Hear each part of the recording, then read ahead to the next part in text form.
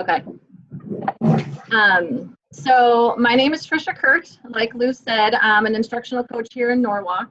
And this is my 3rd year of coaching. However, prior to that, I had the opportunity of being a gifted and talented teacher. And I don't know if anybody else has ever had that role, but you kind of end up wearing that coaching hat in that role because you're working with teachers and in a classroom. Mm-hmm. So like Lou said, based on the conference that we had, you're all right. Based on the conference that we had, I ended up having a lot of conversations and some emails from a lot of coaches about coaching heavy versus coaching light. There was a lot of feedback from a lot of the coaches and the people that attended the conference about how to move towards more coaching heavy. So in working with Lou, we're excited to provide this opportunity, and I'm excited to also learn from you today and hear your questions and your comments and what's working well in your district. On this slide, you can find, and we are recording this, so you'll be able to go back to this, but feel free to email me or contact me in any way, shape, or form, because I love collaborating with others and sharing ideas and just helping each other, because a lot of times we're doing a lot of the same work in different districts. So the outcomes for today, we're going to start by kind of taking a look at who are some of the experts in the field of instructional coaching and what are they saying about instructional coaching. Because even just in the last few years, there have been some shifts in what the experts say. We're going to take a look at the characteristics of coaching light and coaching heavy. And then we're going to kind of transition a little bit to what's the relationship between instructional coaching and professional development, because there is definitely a tie there. And another aspect is, how do we know what we're doing is impacting teaching? How do we know as coaches if we're impacting learning? And then we'll just kind of end with some tips and strategies and then have some time for questions and answers and that kind of thing. But like Lou said, use that comment button, and she's going to help kind of keep track of those comments and interrupt me at any time to kind of take this where it needs to go. So to get started, I found this comic. As an instructional coach, we wear many, many different hats. And if you think back to your first year of teaching, you almost at that point had no idea what you were getting yourself into, and all of the different things that went along with what it takes to be a quality teacher. And instructional coaching for me has kind of been that same way. And I found a quick video that I'm going to show here that kind of, initially, this is kind of what I thought my instructional coaching role might be like. So this is about a 2.5-minute video, but kind of look for, as you watch this, look for how does this align with what you thought in coaching would be or what you currently think coaching is. Oh, it didn't play. Hang on.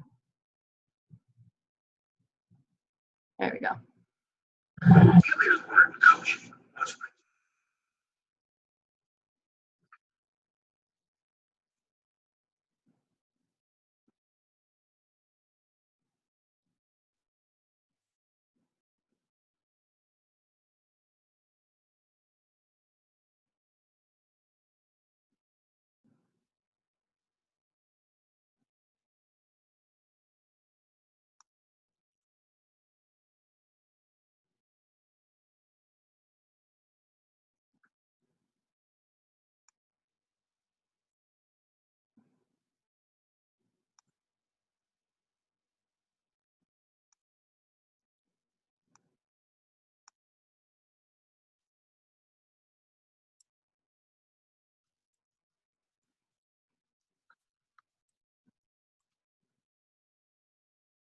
Tricia?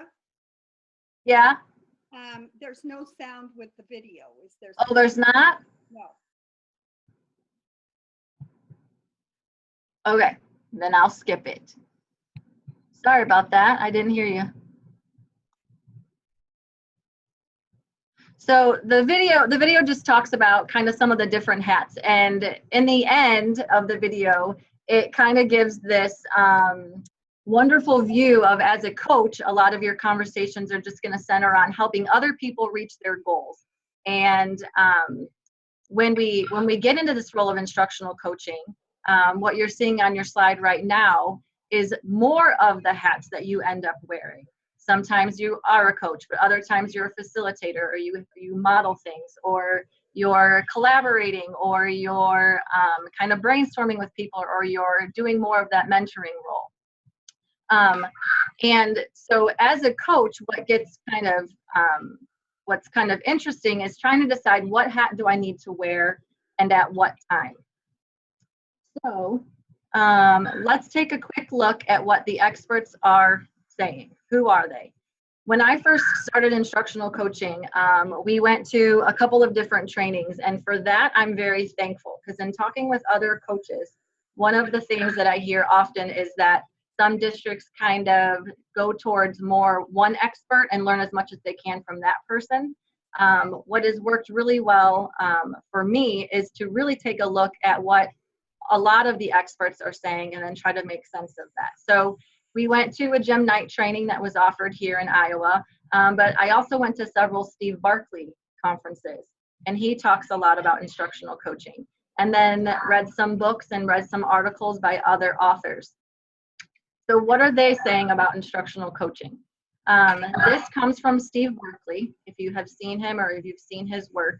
And here's a shortened URL that you could go back to, but he talks a lot about kind of a coaching continuum. And he has a blog also that he goes into depth about a lot of these things. But he warns coaches to make sure that they stay away from anything that is evaluative. However, he also says, get as close to evaluation as you can without crossing that line. So when you look at what he kind of is showing us in terms of coaching, he talks a lot about peer coaching, which can be us as instructional coaches, but it also is including teachers coaching other teachers. And we'll talk more about that in just a few minutes. But he talks about supervision, and that has some to do with kind of what he calls technical coaching, and that has to do with professional development expectations or district expectations, and how coaches help teachers implement those expectations. And then mentoring was talked about in the video a little bit, but in mentoring, it has to do with somebody who has more experience and more expertise coming along somebody who is new to the profession.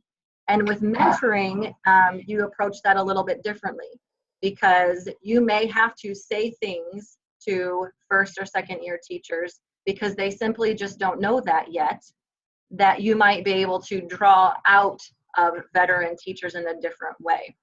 So he has these kind of 4 hats that he talks about with instructional coaching. I'm sure some of you have been part of cognitive coaching training. If you haven't, I would highly recommend it. But in cognitive coaching, they talk about not just cognitive coaching, which has to do with not giving answers, but asking questions in a way that help teachers realize that they have a lot of answers within them. But then there's also a collaborating hat, where you're sitting down and you're brainstorming and you're co-planning and you're co-teaching. And that's more of a colleague-to-colleague type of hat that you're wearing. In cognitive coaching, they also talk about a consulting hat, and that's where Barkley kind of calls it technical coaching. A lot of the similarities of you're looking at policies and procedures, strategies that your district is saying need to be implemented, and then you are becoming an expert in those, and you are supporting teachers to implement those in their classrooms. And then again, you've got kind of that evaluation piece that's more for the principal. Then we've got Diane Sweeney, who talks about student-centered coaching. And if you haven't read any of her work, if you haven't read her books on student-centered coaching, she has a continuum as well. She aligns it to impact on students, more impact on students versus less impact on students. And if you look at this chart, on the left-hand side, She is all about student-centered coaching. So every time you're working with a teacher, it is about student outcomes, what the students were doing. Anytime you collect data, you're collecting data on what the students were doing, not what the teacher was doing. She also goes as far to say that anytime you have a conversation with a teacher, it should be in the presence of student work, so that all of your conversation is kind of result driven in terms of what are the students learning. I'm sure a lot of you have seen Rick Wormley speak, but I remember one time I saw him at a conference and he said, nobody cares what you're teaching. And when he first said that, I was like, that is not true. But he followed it up with, nobody cares what you're teaching. Everybody cares about what the kids are learning. So when we look at this idea that we can get caught up in relationship-driven coaching or light coaching, the idea that we need to make sure we have a certain type of relationship with teachers before coaching can happen. Over the years, there's kind of been a transition that shows that maybe that's not the case. So in the middle of student-centered coaching and relationship-driven coaching is teacher-centered coaching. And if you read through that, it has to do with implementing programs, focusing on, you know, the expectations of the district, which definitely has a role to play. So when we think about what the experts are saying, and that was a super fast overview, and I hope that you'll kind of be able to dig in a little bit more on your own. Number one, there's a lot of overlap between what the experts are saying. Now, they all have some of their own ways of wording that, or their own kind of buzzwords for what they call certain things, but there's a lot of connections between them. In the end, we've got kind of several different approaches. One is this idea of relationship driven. Making sure that the teachers invite you in, making sure that you have a good relationship with them, that kind of is what drives your coaching. They decide what to focus on, the teacher decides what goals to work on, and the type of support they ask you for. Teacher-centered coaching has a lot to do with, again, district policies and expectations, and how do we as coaches help teachers meet those expectations. And then student-centered coaching, which is all about student outcomes. So when we think about, there's kind of a lot embedded in all of that, but one of the things that's really helped me as a coach is to be very familiar with all the different hats that I'm expected to wear. So what are the hats my administrator wants me to wear? What are the hats my teachers are expecting me to wear? And how do I behave or act differently as I wear each hat? So if I am working with the first and second year teacher and I know I'm more of a mentor role at that point, how do I question differently? How do I respond differently? How do I work and engage with that teacher differently than if I am helping teachers implement PD? That's more of a facilitator type role. So that's going to look different. If I'm not clear about what hat I'm wearing, my teachers will not be clear about what hat I'm wearing. And one of the things that Steve Barkley shared at a conference one time is he said, if teachers ever have any doubt about what hat you're wearing as a coach, they're going to default to evaluation. And as a coach, our number one job is to make sure that teachers do not default to evaluation, because we need them to take risks with us, and we need them to show us what's not going well, because in evaluation mode, I know I'm like this, I bring my A game, I bring my best, I hide what's not going well, and that makes it very hard to coach. So we have to be very cognitive of what hats we're wearing, how to behave when we're wearing each of those hats, and then how to be very transparent with the teachers that we're serving. So I will literally say to teachers sometimes, I'm going to take off my coaching hat and put more on like a mentor hat right now, just so that they are clear about what that conversation is. One example of that you can probably relate to, you know, there's that whole spouse issue sometimes where, you know, one spouse will get upset because they'll say, I just wanted you to listen. I didn't want you to fix it.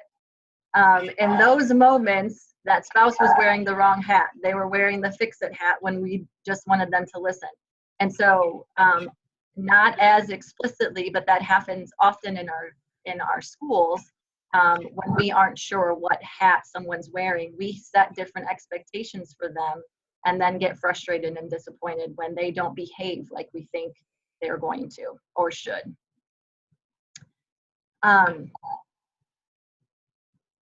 Lou, do we want to stop for questions on that part, or should we just keep going to the end, do you think? Well, does anyone have a question they'd like to ask it right now?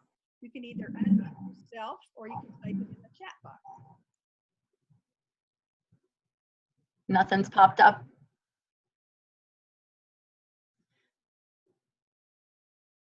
Okay, I'll keep moving. So characteristics of coaching heavy and coaching light. This is a chart. There's some great resources out there about this topic. What's really interesting is the original author of an article about coaching heavy and coaching light, Jolene, I don't even know if I'm saying, Joellen Killian. She has some follow-up articles that she's written over the past couple of years. And if we look at this chart, you'll probably see some connections between what we've already talked about in terms of student-centered coaching versus relationship-centered coaching. So in coaching light, you're focusing on teaching practices that the teacher wants to focus on. But in coaching heavy, you are looking at specific practices that the district or the building has said needs to be in place. In coaching light, you're giving feedback on teaching practices, but in coaching heavy, you're really starting to look more at the student engagement piece of it. What I have found really interesting when I'm able to have these coaching heavy conversations around students and their performance is almost always teachers go back to their instruction and adjust their instruction in order to get the student behaviors that they want. So it's not that instruction's not part of the conversation when you focus on coaching in terms of looking at student work and student engagement and student outcomes, because most teachers see very quickly that their actions determine what they see in their students. In coaching light, teacher self-assessment, but in coaching heavy, we look at other data. And both of those have a role, but we definitely want to make sure that we're looking at student data and not just what the teacher's perception is of what's happening. This one's very common in coaching light. I've talked with a lot of different coaches all over the state who talk about how they have a volunteer-only kind of approach to coaching in their building. And I'll be honest and tell you that in my first year of coaching here in Norwalk, that was kind of what was told for us as well. Because of my personality, that was hard for me because that's not what would come natural for me. But we also realized very quickly that volunteer-only coaching is not going to keep us busy and utilize us the way that we need to be utilized. And it's also not going to have as big of an impact in the classroom and on student learning. So we shifted pretty quickly to doing more heavy coaching. The expectation for all teachers to engage in coaching, we're going to talk about that a little bit more too, because how do you do that? How do you make that an expectation? I think is a question a lot of people have. And then some more of the same of what we've talked about. So coaching light has to do with that relationship piece and making sure teachers feel supported, which is important. But coaching heavy moves more into developing expertise in our teachers. And this down here is a link to an article that goes into more depth about coaching heavy and coaching light. Jim Knight, who was one of the first people I saw speak about this, or somebody from his organization came anyway. I initially got the feeling that he and a lot of his resources were coaching light, but he's made some shifts in some of the things that he's been putting out recently. And he now has what he calls surface coaching and deep coaching. So he wrote an article where he actually quoted Jo Ellen, who we just looked at her work. And he's quoting her in this article, and he says, coaching light occurs when coaches want to build and maintain relationships more than they want to improve teaching and learning. From this perspective, coaches may act to increase their perceived value to teachers by providing a lot of resources and avoiding challenging conversations. So in my first year of coaching, I did a lot of creating documents for people, or finding resources for people, or going into their classrooms and helping them organize things, or, you know, that kind of stuff. But as I have moved forward and pushing myself to coach heavier, I can definitely relate to the right side of the screen, because I am often outside of my comfort zone, stretching my own skills. I'm an instructional coach, but not a certain content area. So I just work with all 10th through 12th grade content areas. So I've had to learn a lot more about math than I've had to in the past, or CTE, industrial tech. I've been in welding classes. So I'm constantly pushing myself, my content knowledge, my leadership skills, and all of that is to help me better support the teachers that I'm working for. So it's definitely increased my awareness and my actions, and I'm constantly re-examining where I am, so that I can ask better questions and engage them in new learning. So Jo Ellen goes on to say that some people suggest that you can't coach heavy until you've first coached light. But in her article that's linked in this slideshow, she says that she does not believe that that is true. She says the best way to build trust and build relationships is to have substantive conversations about student learning. So if you really dig and you look closely at this idea of coaching heavy, coaching light, surface coaching versus deep coaching, in a lot of ways, instructional coaching, especially in the state of Iowa, has been, you know, mostly over the last 3 years. There were a few districts prior to the TLC grant who had coaching, but not very many. So we're kind of in a toddler phase, and even as a nation, it hasn't been a position that we have seen a lot of until the last 3 to 5 years. And so knowing what's best and how to approach this role, we're kind of young in that. And so even over the last 3 to 5 years, we've seen some switch between coaching light and coaching heavy, and what really is going to help us reach our goals. So some tips as you're trying to shift to coaching heavy.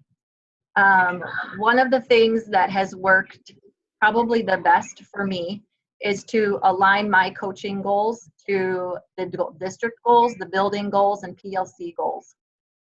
So if my district is saying that we have a goal of improving literacy, then I'm going to create opportunities and coaching cycles that embrace that literacy goal. Our building goal this year was around literacy.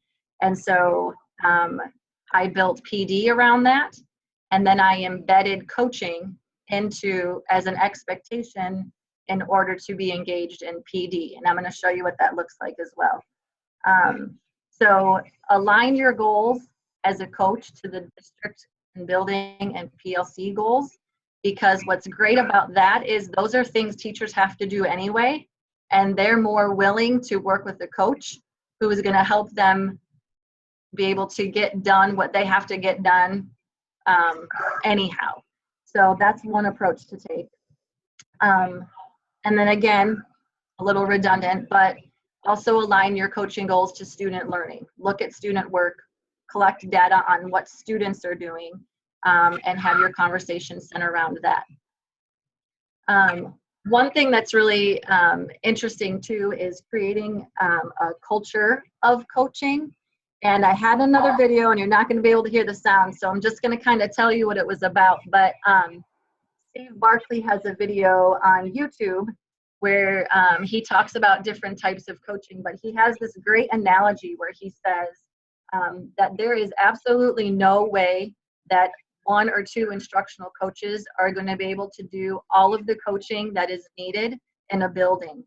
So he compares it to somebody spinning plates, and he says the best thing that a coach can do is go around the building and get plates spinning. So he said, walk into the math room and get 2 or 3 teachers collaborating around analyzing student data from their most recent assessment. And he's like, so you spin that plate, and then you walk down the hallway and you enter, you know, another teacher's classroom, and you give them an article to read about how to improve a certain thing in their room or a strategy, and you spin that plate. And then you go back and you check on the math plate and make sure it's still spinning, and you go down the hallway and you spin another plate. So each of those plates might be a different hat that you're wearing. You might be mentoring in one room, facilitating in another room, but the goal is to get everybody coaching each other, because one person cannot do it all. And even if you have 2 or 3 people, you aren't going to be able to do the amount of coaching that's needed to really make a difference in teaching and in learning. Fisher and Fry have a great quote. They say, every student deserves a great teacher, not by chance, but by design. And I think creating that culture of coaching allows us to ensure that quality teaching is happening in every classroom. I guess I've been in education long enough now that when I first started, you would see a lot of mission statements talk about provide students the opportunity to learn. A lot of the wording was about giving students the opportunity to learn. And now if you look at mission statements, you see the word ensure. And providing somebody an opportunity is a whole lot different than ensuring that something is happening. And so we can provide teachers opportunities to engage in professional development or engage in coaching, but ensuring that teachers are a part of a coaching culture and engaging in professional learning is very different. So we have to make sure that our coaching is ensuring engagement by teachers and not just providing them an opportunity. This is a tool that I've used, and it's very simple, but sometimes it just helps me focus. So when you think about shifts that you need to make as a coach to go from coaching light to coaching heavy, sometimes just sitting down and taking a few minutes to say, okay, what am I wanting to shift from? From this to this, from coaching light to coaching heavy. So what are the barriers? Write those down. And then what are the bridges? What can I do to try to attempt to counteract those barriers? And just putting that down and coming up with a plan has always really helped me be able to see my role in being able to make those types of shifts. So we're going to look at professional development because a lot of the experts talk about this idea of looking at district policies or looking at district expectations and using that as an avenue for coaching.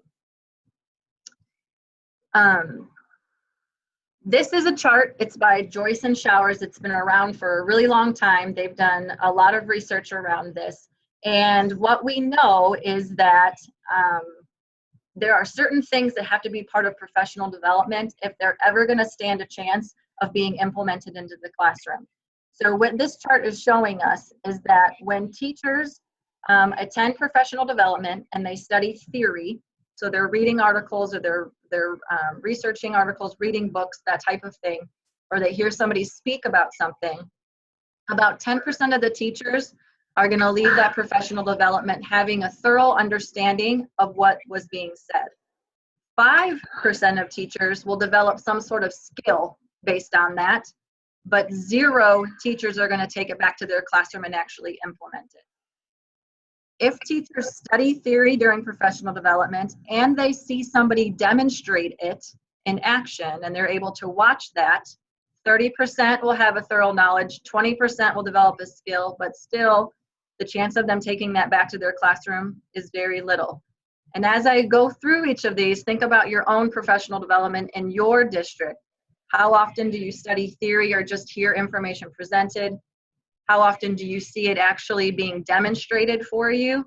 And then this practice piece actually has to do with teachers sitting in professional development and having time to plan and rehearse whatever it is that they're learning in professional development, so that when they walk out of professional development, it is seen that they have a pretty good understanding of how to implement that they have the ability to do that. So when teachers have time to actually practice and plan during professional development, 60% of them have a thorough knowledge, 60% of them have a strong skill, but still very, very little implementation into the classroom.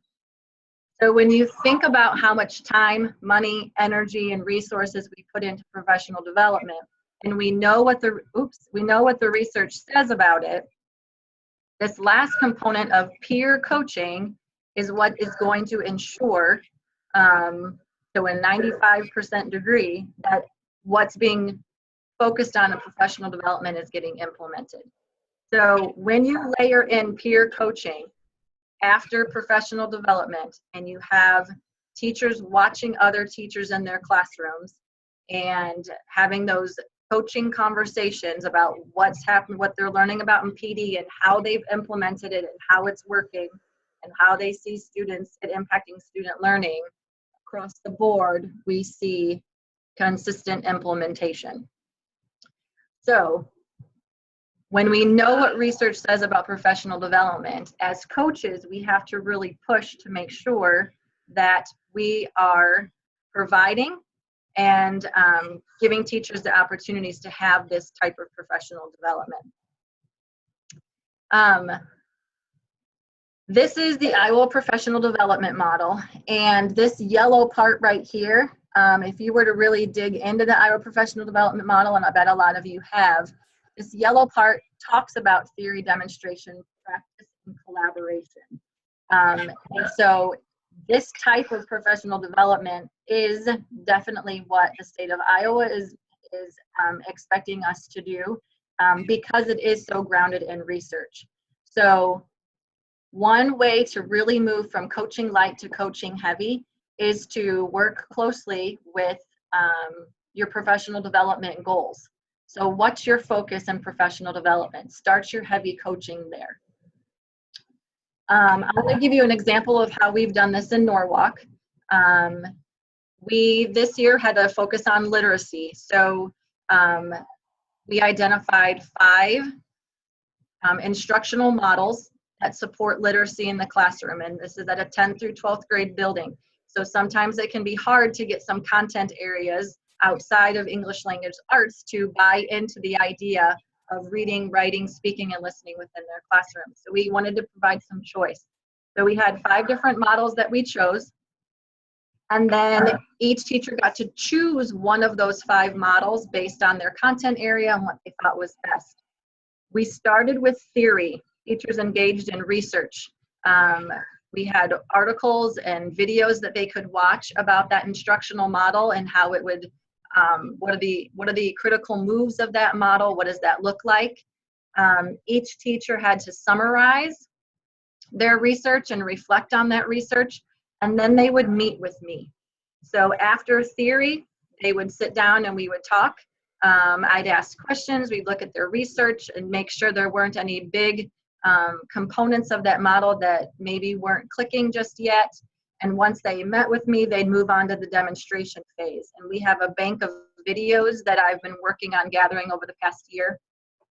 And the teachers had to watch 3 different videos or go visit teachers in classrooms who were using that instructional model that they were studying.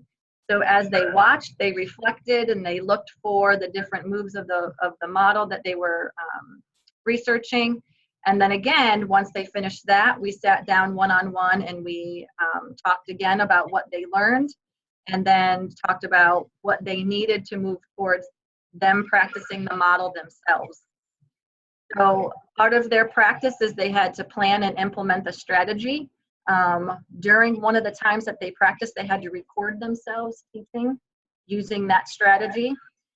They had to watch their own teaching. There's a lot of research behind micro teaching, or watching yourself as you recorded your teaching. So they engaged in that.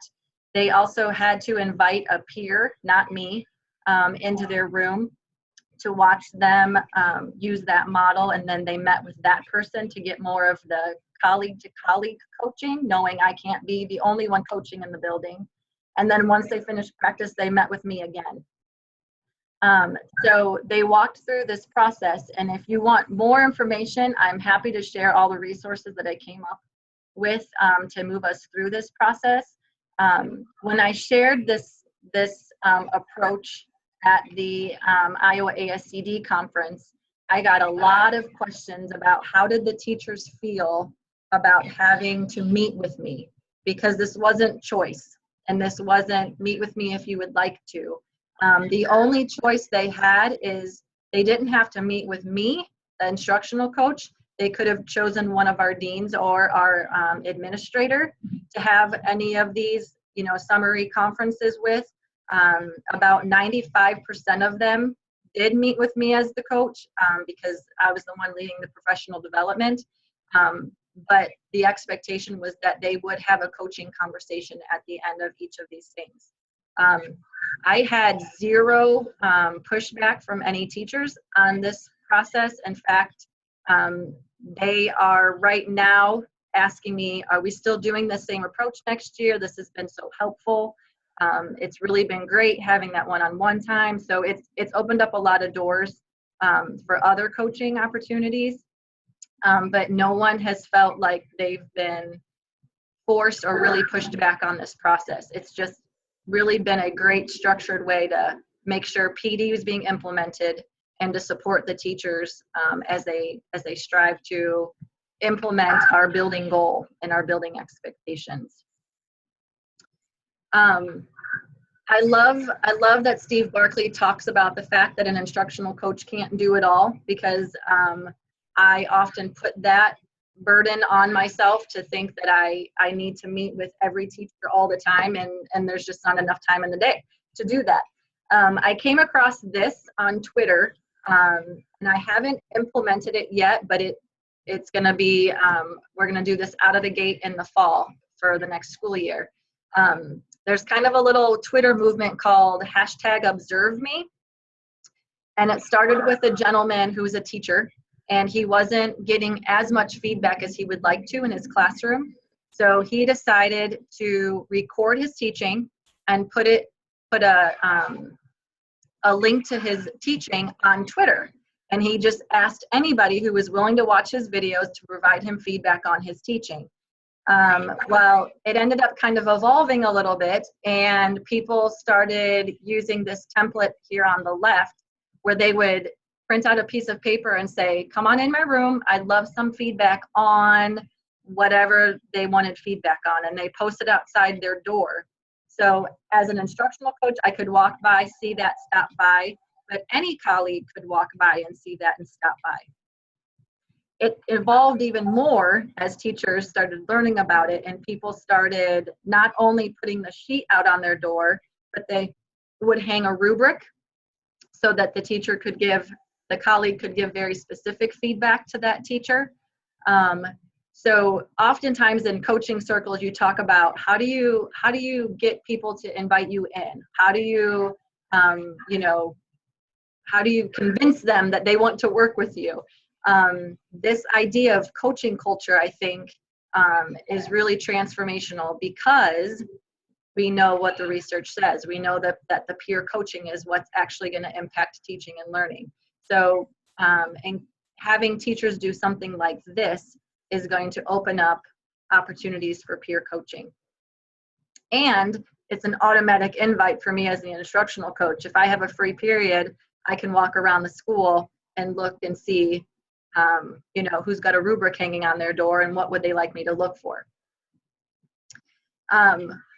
One of the things that actually Lou and I have been talking about is this idea that if you're going to create a culture of coaching, you're creating a culture of giving feedback to each other.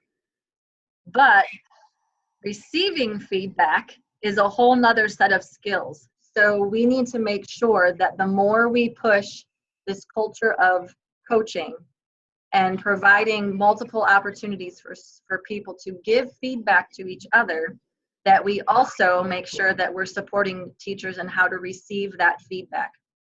So there's this great book that I'm just getting into, but there are also lots of articles that kind of summarize some of the highlights of this.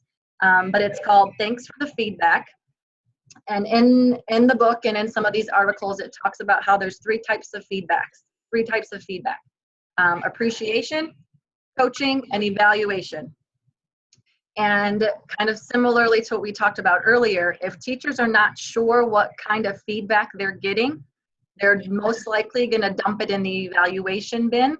And so as coaches, I think we have some work to do about supporting each other and how to receive feedback. So the book is mostly about the three triggers that people might have when they're given feedback. Triggers, relationship triggers, and identity triggers. So when somebody gives you feedback or somebody gives me feedback, and my first reaction is to get defensive or not listen to it or come up with reasons why it wasn't accurate, this book gives tips and ideas about how to identify why you're not receptive to the feedback and then what to do to become more receptive to that feedback. So as we strive to provide more feedback to teachers and as we coach more and more teachers, it's going to be really important that we also spend some time on how to receive that feedback so that we do something with it. I know as a teacher, nothing was more frustrating than spending hours grading and then handing those back out to the kids and they throw them in the recycle bin or they don't even look at the feedback I gave them. So there is no power in giving feedback. The power is in how the feedback is received by students and teachers. So if we really want to get the benefits that feedback can provide, how to receive that is important. Okay, this next part's a little bit quicker. How do we monitor our impact? This link up here will take you to a great article by Steve Barkley. He often talks about within 1 or 2 years of implementing instructional coaching into your buildings, the school board or administration is going to start asking questions about impact. How do we know it's working? Is it working? He's got this great image that shows we shouldn't only be looking at student achievement in terms of the impact of coaching. That's definitely a piece of it, but it's kind of a layered piece. So in this article that I've linked here for you, if you would like to look at it later, he talks about the types of questions you can ask yourself or ask as a team to know if instructional coaching is having an impact. Was there change in leadership behavior? Was there change in PLC or peer coaching behaviors? Was there change in teachers? Was there change in student behavior? And was there change in student achievement? So there's lots of layers because we wear so many hats. There's lots of layers to how we can look at our impact, and this is a great place to start. On an individual level as a coach, one of the things that I strive to do is utilize the Woodruff scale. And this is just a quick snapshot of one of my months. There's a link here also, but a woman named Susan Woodruff came up with a scale. Every time you have a conversation with a teacher, you kind of code it, and then you can use an Excel sheet to keep track of that. It's great to get an idea of the types of conversations that you're having. One thing it does fall short on, that I'm sure there's a better way to do this, and I would love to hear it if you have ideas.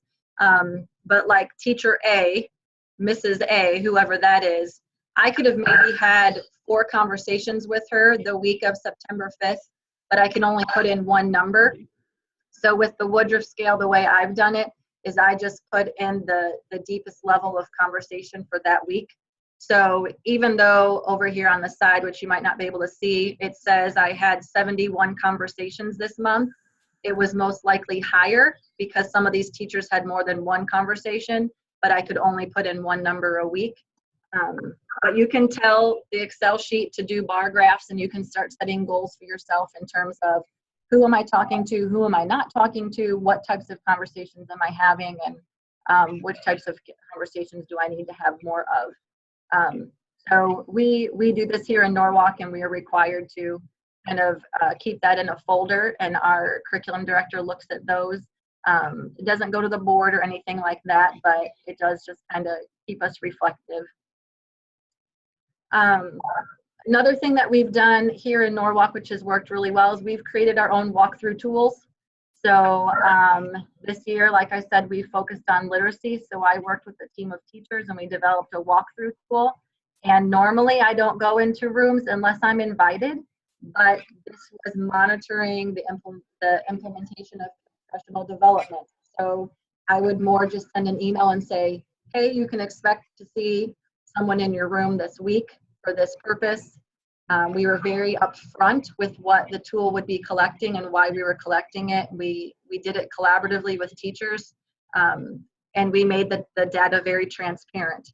But it gave us some information about to what extent PD was being implemented, and this idea of evaluating your professional development is embedded in the IWIL professional development model and helps you make decisions about your PD. So that was another strategy we used. So these are just some kind of fun tips and strategies that have worked for me. This first one, I actually believe in wholeheartedly. And this goes back to the idea that the district or the building are going to have expectations. And so at any point that I can, I will utilize or create a third party. So we have a curriculum review cycle with very specific expectations. Instead of it being Tricia telling everybody what they have to do for the curriculum review cycle, I actually pull out that document and I point and I remind them of what the expectations are, and I swoop in to help them do that. So anytime I can literally have a physical third party in the room of their evaluation cycle expectations or the professional development expectations or any sort of initiative, I ask or I make those things on paper so that things are clear, and then I can point. Because if I'm pointing over here about what the expectations are, then it's not me telling them they have to, it's me supporting them doing this work that they're being asked to do by administrators or the curriculum director or something like that. So that allows me to coach heavy because it creates this third party that we're both looking at and we're working together to meet the expectations of that. This I've kind of already talked about, but coaching heavy, I think the best way to do that is to always go back to student learning outcomes, point to what the kids are doing, what they're saying, what they're not doing, what they're not saying, what the data is showing. Because when you are looking at the kids, that's what is most important is making sure that they're meeting those outcomes. And then I also talked about micro teaching a little bit and sit down and watch videos together and encourage teachers to record themselves. We made recording yourself an expectation for professional development, and it was very uncomfortable for some teachers, but also they realized how much it changed what they were doing in their classrooms. So that's worked out well. I did want to share some coaching light-ish ideas that have worked too, just to help build that relationship and get into classrooms.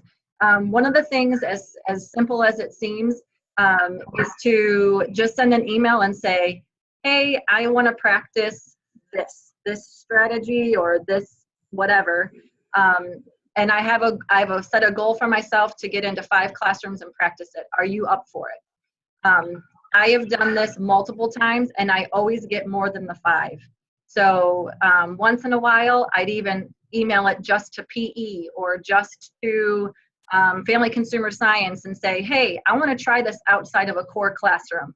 You know, are any of you up for me coming in and trying this strategy? And teachers have been very receptive to that, and it opens up a door for more coaching in the future. I've also, if I find a data collection tool that's worked really well, I will email that out to teachers. So we have our collective commitments as a staff. So I'll reference something like that and then just say, here's what we did, here's how it worked. Are you interested? And then here in the month of April and May, we've been making sure students stay engaged. So I just sent this one in the middle of April, just saying, you know, these last few weeks, it's important. What's engagement look like in your classroom? You know, can I come collect that for you? And let's talk about, you know, what we could do to kind of shake things up a little bit at the end of the year here and keep kids engaged. This I found online. It's just a great little quick tool. I ended up printing these out on cardstock, and I put them inside each teacher's mailbox with a little personalized note. And these are now placed all over like teachers' desk areas. They're pinned up everywhere. And I've had teachers come and say to me like, so you could come in and like check like my pacing if I'm going too fast or I'm going too slow, and I'll say, yep, we can do that. So this has just been a great kind of quick reference for them. And it has definitely had teachers come and ask me for things to come and collect data in their classroom. These are kind of more just fun and definitely coaching light. But I will, when I'm out at the grocery store, just look for silly little things to you know, do a little pun. So Rice Krispie treats. It'd be a treat to collaborate with you this year and stick it in their mailbox. So anytime I see some little cute, inexpensive treat, I'll come up with some silly little saying and print these off and put them in their boxes. And I never really known if it's had an impact or not. But to end, I have to kind of just tell you a funny little story, and then we'll have some time for questions. But I was talking with a teacher one-on-one during PD just a couple of weeks ago, and we were supposed to be discussing how have you gotten into other teachers' classrooms this year, or how have you invited each other into your rooms? What are some strategies that you've used? And the teacher started listing some of the things that I do. She said, I appreciate how you put little notes in our box, or you send emails, or you'll stop me in the hall and see if I need anything. And then she compared me to a fly. And she said, you're kind of like one of those flies that's just always there. And so we started laughing because I helped her realize that that was not really a compliment to be that buzzing fly around your head that you want to go away and maybe smash with a notebook. But she started laughing and she's like, that's not what I mean. It's just, she said, I think our staff knows that you are always there for us when we need you and however we need you. And so I sent her these two pictures later that night, and I was like, so which one is it? Am I this crazy annoying one driving you nuts? Or am I the one who's there and you're just kind of tolerating? And in the end, she sent me this one. That just kind of shows this is from a book called The Fly Guy. But as a coach, our job is to help our teachers be the best that they can, and give them and help them develop all the tricks that they need to be the best on their stage. So I'm okay with being a fly if it looks like this. But again, we do wear many hats, and figuring out which hat to wear when, in a way that's going to move student achievement is really what our goal is. So I think we would invite questions, and there is one question in the chat box that one of the participants would like you to address. You talked about that little tool you use for shifts and identifying barriers and bridges, and they were wondering if you could give a specific example. Of the shifts? Well, of a shift that you identified, and then also a couple of examples of barriers and bridges that were on your little tool. Oh, barriers and yeah. One huge shift I think for me was professional development.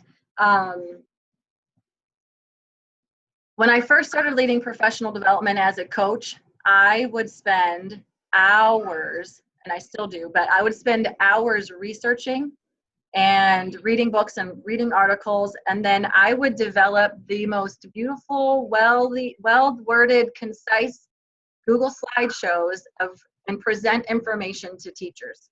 So one shift that I had to make was, how do I get teachers more involved in the learning process during professional development? And I realized that the person doing the most learning from PD was me, because I was the one doing all the research and the processing, and I would, get rid of this article because it didn't make sense, but I'd use this one and I'd ask all these questions. And so I was learning a ton, but my teachers weren't, because nobody learns by sitting and getting. That's not going to move teachers. So a shift from me leading professional development to me leading learning.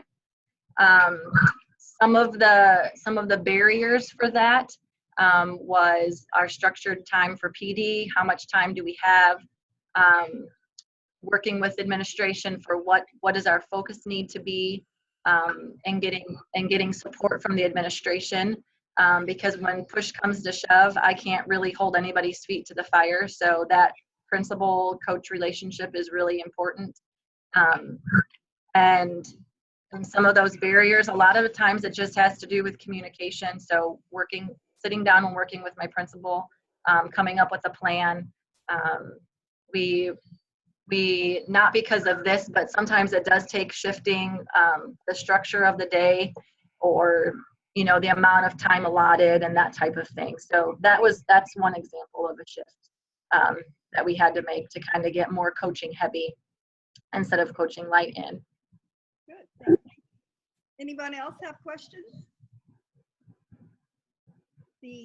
I think you can unmute your button over on the left-hand side, but I can also unmute. How do we get this communication? What would we do?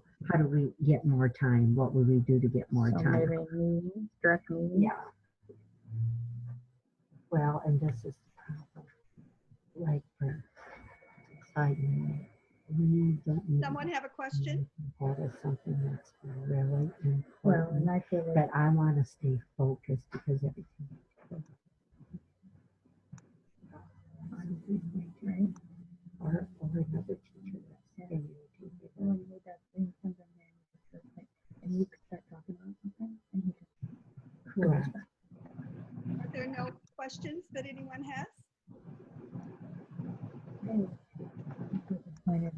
Well, feel free to email me if questions come up. I know I've been in contact with 4 or 5 people since the conference, just kind of going back and forth and sharing ideas, and that's been it's been great to network. So if you think of something later or want more examples of anything, I'm always happy to share anything, and would love to hear things from you too. Thanks for all of you for participating or attending. Everybody does. We'll post the recording on the Iowa ASCD One of them will go to tomorrow. And yeah, again, thank you for And what I want, and if we can't be with them.